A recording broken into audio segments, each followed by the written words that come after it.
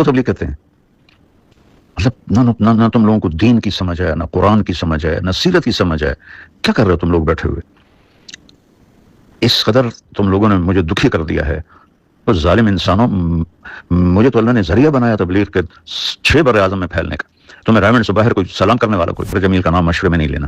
مولوی سہیل نے باقاعدہ علماء کی میٹنگ بلائی کہ اگر مولوی طارق جمیل کا نام آئے تو تم لوگوں نے کھڑے ہو جانا ہے. وہ تو نام مولانا احسان صاحب نے لے دیا، اس لیے کوئی کھڑا نہیں ہوا. کوئی بھی مولانا، کوئی بھی مفتی، کسی بھی مکاتب فکر سے تعلق رکھنے والا اگر وہ حق کی بات کرتا ہے یا پھر وہ تمام مسالک کے جو علماء ہیں ان کے ساتھ ملتا بیٹھتا کھاتا بھی تمام ایکٹیویٹیز کرتا ہے، تو اس کے اوپر فتوے کیوں لگنے لگ جاتے ہیں اور کیوں اس کے مسلک کے جو علماء ہوتے ہیں اس کو اپنے مسلک سے ہی خارج کر دیتے ہیں. ریسنٹلی مولانا طارق جمیل صاحب نے منصرہ اجتماع کے اندر شرکت کی تو مولانا طارق جمیل صاحب کو اجتماع میں آنے ہی نہیں دیا، یعنی ان کا راستہ ہی بند کر دیا. یہ تو آپ کو پتا ہوگا کہ مولانا طارق جمیل صاحب جو ہیں وہ دیوبندی ہیں اور وہ دیوبندیوں کے اجتماع میں جا کر رائے ونڈ اور بھی بہت سے دیوبندیوں کے جو اجتماع ہوتے ہیں ان کے اندر شرکت کرتے تھے اور وہاں پر وہ تقریر کرتے تھے. لیکن اب جب کہ منصرہ کے اندر مولانا طارق جمیل صاحب نے شرکت کی تو مولانا طارق جمیل صاحب کا جو راستہ ہے وہ ہی بند کر دیا. مولانا طارق جمیل صاحب کا بیان سننا تو دور کی بات، انہوں نے تو ان کا راستہ ہی بند کر دیا. تو کیا وجہ ہے کہ ہمارے مسلک کے جو علماء ہوتے ہیں ان کا ایسا تعصبانہ ذہن بنا ہوتا ہے کہ اپنے مسلک کے علماء کے علاوہ دوسرے تمام مسالک کے جو لوگ ہوتے ہیں، جو علماء ہوتے ہیں، جو مسلمان ہوتے ہیں، ان کو وہ گستاخ سمجھتے ہیں اور حتیٰ کہ ان کی تقریر سننا بھی وہ جائز نہیں سمجھتے. اور دوسری بات یہاں سوچنے والی یہ ہے کہ مولانا طارق جمیل صاحب جو ہیں وہ بہت ہی عظیم پرسنالٹی ہیں مسلمانوں کے اندر. بہت سے لوگ ان سے پیار کرتے ہیں مولانا طارق جمیل صاحب سے، اور مولانا طارق جمیل صاحب نے اپنی پوری زندگی جو ہے وہ دین کے لیے وقف ہی، اللہ اور رسول صلی اللہ علیہ وسلم کے لیے وقف ہی. نہ تم لوگوں کو دین کی سمجھ ہے، نہ قرآن کی سمجھ ہے، نہ سیرت کی سمجھ ہے. کیا کر رہے ہو تم لوگ بیٹھے ہوئے؟ اس قدر تم لوگوں نے مجھے دکھی کر دیا ہے. تو ظالم انسانوں، مجھے تو اللہ نے ذریعہ بنایا تبلیغ کے 6 بر اعظم میں پھیلنے کا.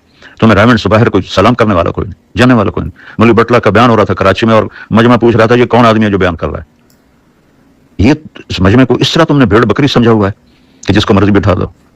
میں نے تو کبھی بیان کا تقاضا نہیں کیا، لیکن تم لوگ جو اخلاقی گراوٹ میں جا چکے ہو، مجھے پچھلے زخم میں ان پر لیپ دیا ہوا تھا، لیکن اس دفعہ کی خباثت نے میرے وہ سارے زخم ادھیڑ دیے ہیں اور اس کا انجام بھی اچھا نہیں ہوگا. عنقریب اللہ کا غیبی نظام چلے گا. اللہ کی قسم میں کبھی شرارت نہ کرتا ہوں، نہ کرنی ہے، لیکن اللہ کا غیبی نظام تمہیں اٹھا کے پھینکے گا جیسے قریشیوں کو پھینکا تھا. نہ تم میں شرم ہے، نہ حیا ہے، نہ دید ہے.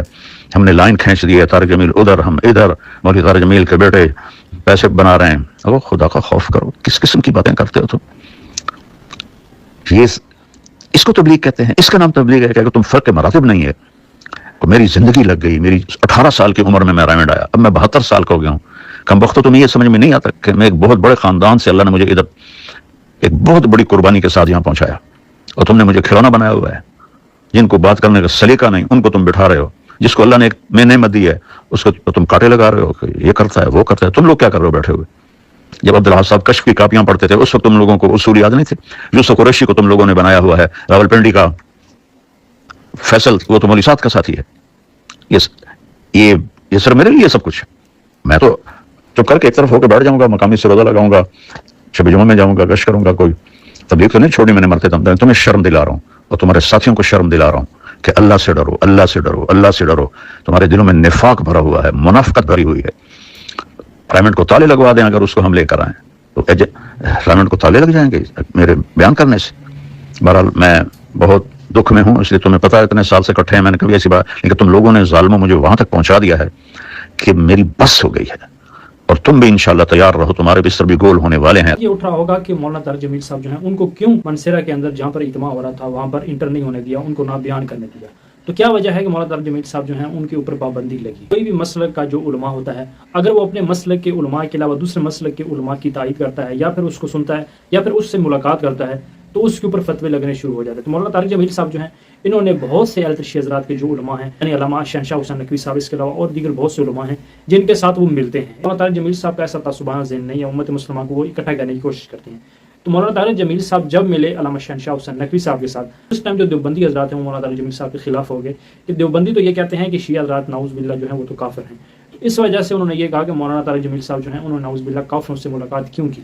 تو اس وجہ سے اس بات کو لے کر بہت زیادہ سوشل میڈیا کے اوپر ہنگامہ بھی کھڑا کیا گیا کہ مولانا طارق جمیل صاحب نے یہ کام بالکل غلط کیا. جبکہ دیکھا جائے تو مولانا طارق جمیل صاحب نے امت مسلمہ کو اکٹھا کرنے کی کوشش کی، لیکن آپ کو پتا ہے کہ ہمارے مسئلے کے جو فرقہ پرست علماء ہیں وہ صرف اور صرف عوام الناس میں امت مسلمہ کے اندر انتشار پھیلاتے ہیں اور فرقہ واریت کو پروموٹ کرتے ہیں. جب تک وہ فرقہ واریت کو بڑھائیں نہ تب تک ان کو بالکل چین نہیں آتا.